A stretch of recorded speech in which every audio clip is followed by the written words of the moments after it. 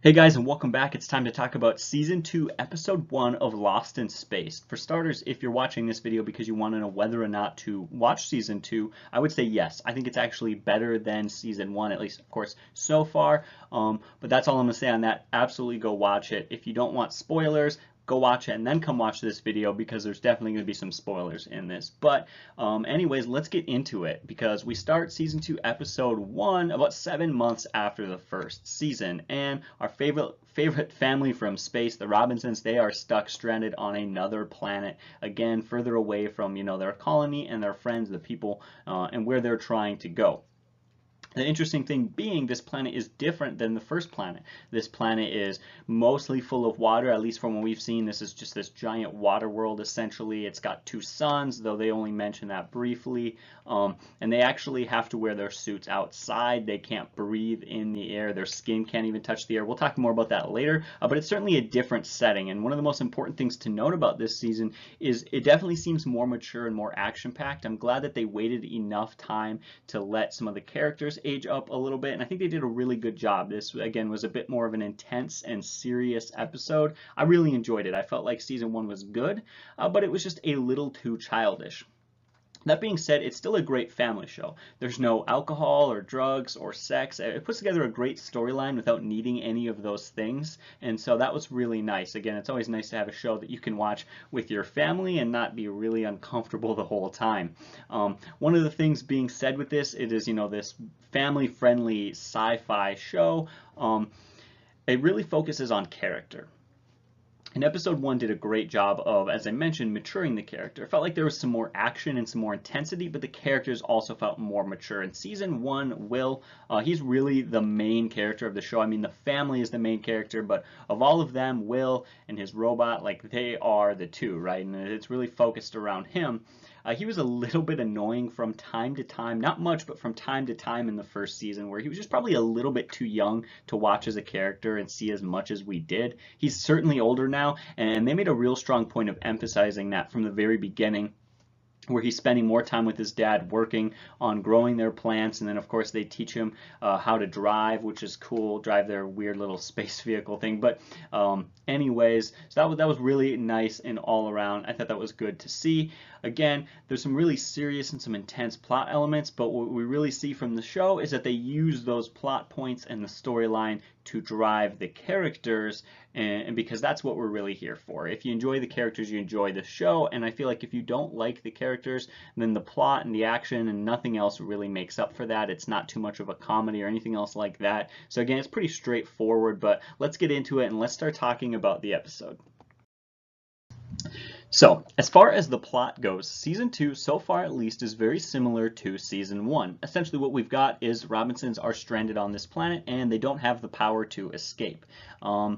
Maureen, she has a plan that she suggests to John about, hey, we could do this, it's dangerous, but it would get us off this planet much sooner, and he says no, it's too dangerous. And then of course they really begin immediately throwing us into the action of the show. We learn very early on within the first few minutes about this extreme weather on this planet, crazy lightning storms and severe weather, just all this stuff, which of course we know is, and I was taking notes for this video as I watched it and immediately wrote down when they mentioned that it's nothing important right now, but of course it's going to be used as a plot device later to really force our characters to take action and to create some tensity in the show. It happens actually in this episode. I thought it might be an episode or two before that would come into play. It comes into play pretty darn quick, and that's one of the things I like about this episode.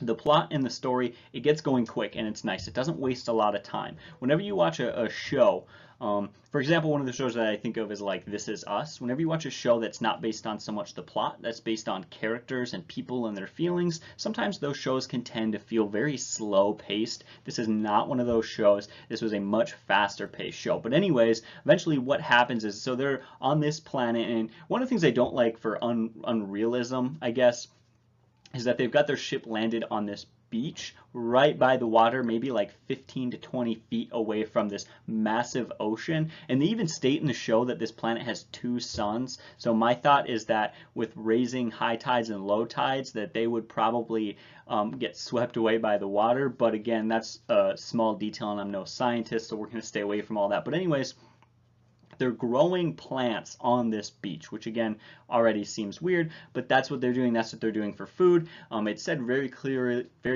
very early on in the episode that they don't feel like they're going to be able to get off this planet for at least another year.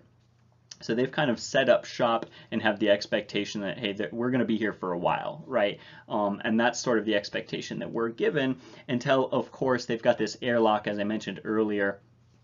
They can't go outside. The oxygen in the atmosphere is very toxic and acidic, and so they've got to grow plants inside as well. They create this giant, it's very much like The Martian. It's just covered in tarps, essentially. It's like a big tent almost, but and that's where they're growing these crops in. That's what they're going to eat.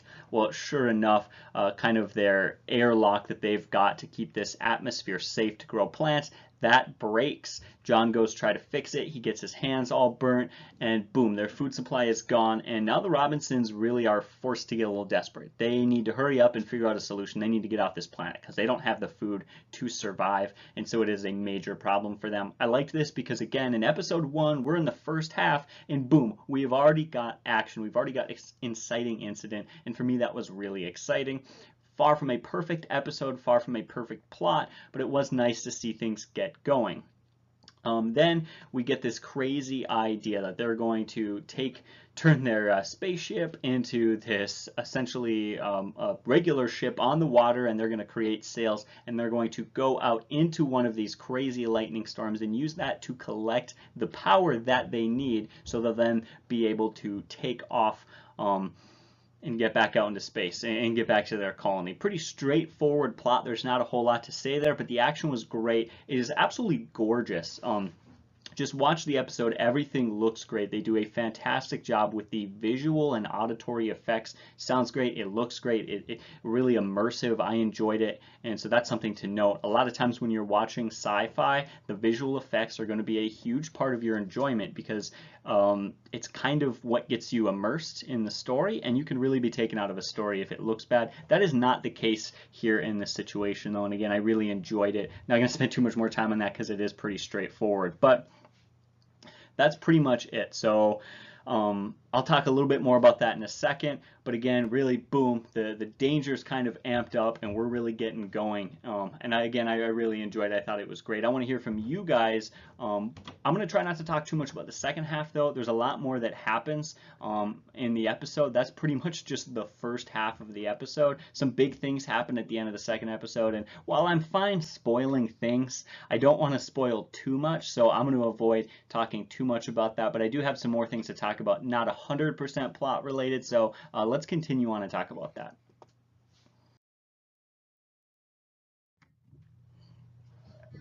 So, as I mentioned, I don't want to spoil too much of the show. I definitely want to leave some things for you guys to watch episode 1 and be surprised, but there is one more thing I want to mention. So what happens is the story gets going really fast, and they get out there, they're on the water, and they're trying to sail a spaceship. Really kind of a creative storyline, plotline element, whatever you want to call it. I appreciate it. I enjoyed it. It was interesting, but it was also a little bit weird, something I'm not necessarily used to. But like I said, my favorite part about it was that it happened so soon and the story got going, and boom, it was great.